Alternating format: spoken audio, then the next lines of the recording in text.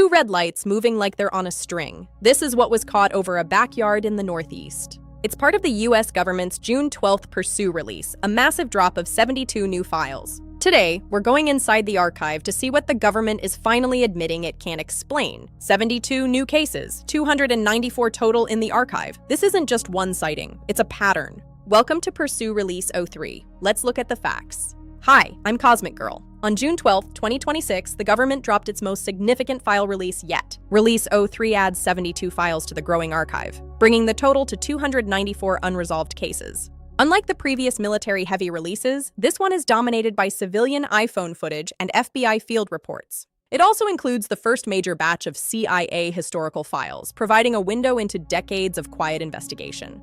But before we dive in, let's be clear. In the world of intelligence, unresolved does not mean aliens confirmed.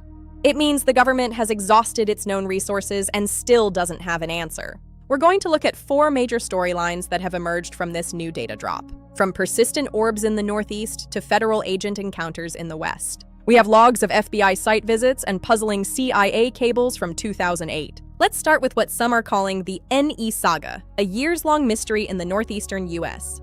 It began in November 2021. Witnesses reported a strange triangular formation of red orbs on the horizon. They didn't move like planes or satellites. They stayed low, pulsing with an unnatural rhythm. Fast forward to March 2022. Same area, different behavior. 2 red lights were filmed circling each other, as if they were tethered by an invisible force, performing a silent dance above the trees. Then, in October 2024, the sightings moved toward a local pond. The reports got even more bizarre. Witnesses described a glow beneath the surface, followed by orbs reappearing and darting into the tree line. Finally, in July 2025, we got the most detailed footage yet. 2 red orbs tethered and moving in unison. Notice the white-hot core at the center of each light. This isn't just a lens flare or a drone. All of these sightings happened within a 25-mile radius over the course of 4 years. One residence in particular reported multiple incidents. The pattern is too consistent to ignore. The witnesses aren't just seeing something. They're seeing the same something repeatedly. The government has analyzed this footage for months. Their conclusion? Unresolved, still open.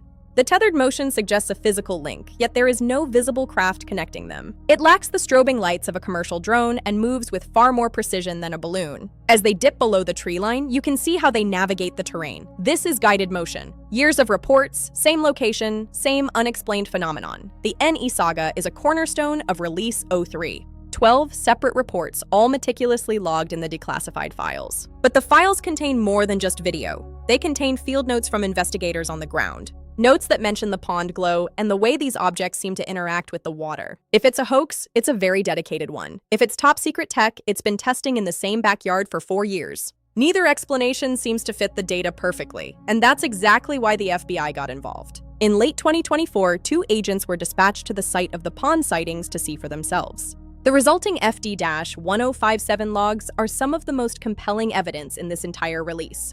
They aren't filled with speculation. They're filled with observations of anomalous lights. Let's look at exactly what those agents saw.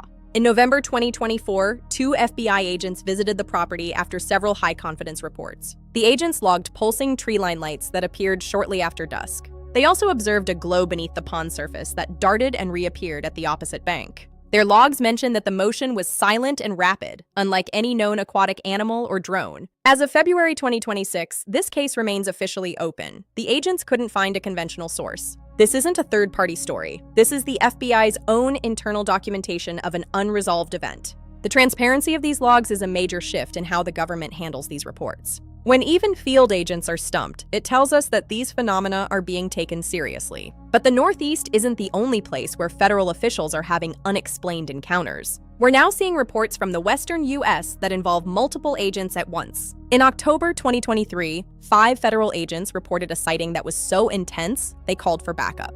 Their reports are backed by an AI-generated digital recreation included in this release. Let's look at the footage the government is using to illustrate this high-stakes encounter. October 2023, a remote area in the western U.S. 5 agents. 1 unexplained object. They described a light that was too bright to look at, moving with incredible speed. This is the FBI's official recreation. It shows the moment the agents first spotted the object. "Are you seeing this?" one agent reportedly asked over the radio. They were all seeing it. 5 different perspectives, all describing the same erratic, non-ballistic flight path. A shorter clip shows the object accelerating. No sonic boom was reported despite the speed. It vanished over a ridge in seconds. Radar in the area showed nothing. No transponder, no signal. When 5 trained observers, all federal agents, report the same thing, the government pays attention. The use of an AI recreation here is notable. It's meant to visualize witness testimony, not replace it. It shows the object's movement exactly as described in the agent's signed statements. Erratic, pulsing, and impossibly fast. Those are the words used by the agents on the ground. The pulsing light is a common theme in Release 03, appearing in both the Northeast and the West. This is the location of the October 2023 encounter, a vast, remote stretch of high desert. The perfect place for something to hide, or for something unexplained to be seen. But even with 5 agents and a recreation, the government hasn't closed this case. The lack of radar data is a significant hurdle. If it's physical, it's stealthy. If it's not physical, what is it? That question leads us to another intriguing case from the mountains of Colorado. In February 2022, a bizarre report came out of Fort Carson, Colorado. Witnesses described a potato-shaped object. It wasn't a disc or an orb, it was described as a dull, metallic, oblong shape. Since there was no clear photo, the FBI provided this artistic rendering based on detailed descriptions. The assessment remains low confidence. The shape is highly unusual, even for an unexplained object. The object hovered near the base before accelerating vertically and vanishing. Local drone experts were consulted. None had ever seen a craft with this shape or performance. As of this release, the Fort Carson potato-shaped object remains one of the most puzzling files. The fact that it's included in Release 03 suggests that internal investigation has hit a wall. Colorado has long been a hotspot for these sightings, but the Fort Carson case stands out for its unique shape. Whether it's a classified project or something else entirely, we still don't have an answer. But Release 03 also looks backward. It includes a cache of historical CIA cables. One cable from 2008 details a sighting in Zimbabwe that prompted high-level concern. This leads us to our final storyline, the CIA's role and the government's historical policy of debunking. It's a look into how the policy of secrecy was maintained and why it's finally cracking. Let's look at the cables and what they reveal about the Robertson panel. The 2008 Zimbabwe cable describes a large, silent craft observed by embassy staff. The CIA's interest wasn't in the craft itself, but in the potential for mass hysteria. This reflects a decades-old policy established by the Robertson panel in the 1950s. Their strategy was simple: debunk sightings to reduce public interest and potential alarm. For over half a century, the government prioritized psychological stability over scientific transparency. But Release 03 suggests that policy is changing. The government is finally admitting to what it can't debunk. By releasing these 72 files, they're signaling a new era of honesty, or at least a new era of admitting ignorance. The files don't give us answers, but they do give us a more accurate picture of the mystery. 4 storylines, 72 files, 0 closed cases. The archive continues to grow. Release 03 is a reminder that the skies are filled with things we still don't understand. The government isn't saying it's aliens. They're saying they don't know what it is. And that's a big deal.